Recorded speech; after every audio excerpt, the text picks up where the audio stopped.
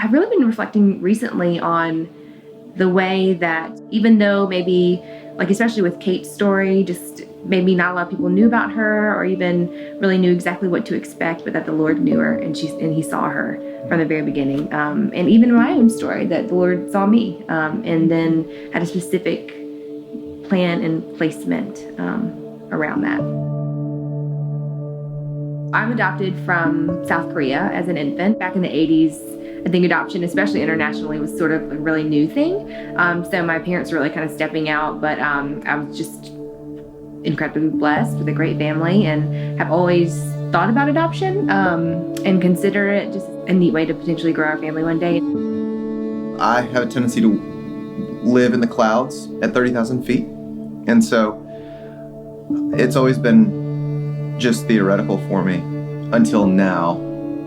And so if somebody asked me the question, what does adoption mean to you? Now, I would necessarily think of everything about Kate. She is adorable. She's really happy.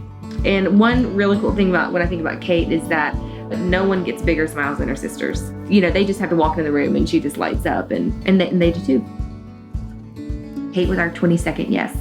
So we had said yes to 21 potential babies before then. You know, you just don't know. Sometimes you hear back within that day that the birth mom picked somebody, and sometimes it's like 2 weeks later and you're still kind of waiting to hear. So you're not really sure.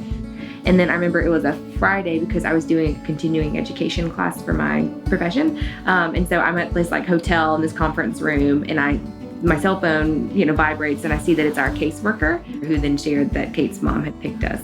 And so just super excited. And then she texted me a picture of Kate, and she was so precious and tiny. She was tiny. She was like 5 pounds, literally teeny tiny. I don't think I was expecting Robin to be the one to tell me that she was ours. It didn't click even for me when Robin called. And because we weren't expecting a yes anyways, because we'd gotten so many no's.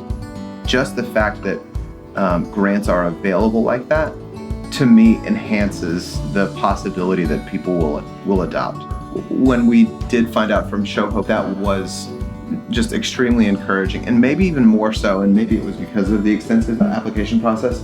I think it was just one more step in seeing God's faithfulness, and one more step in like, maybe we are really supposed to be doing this. Maybe this really is going to happen.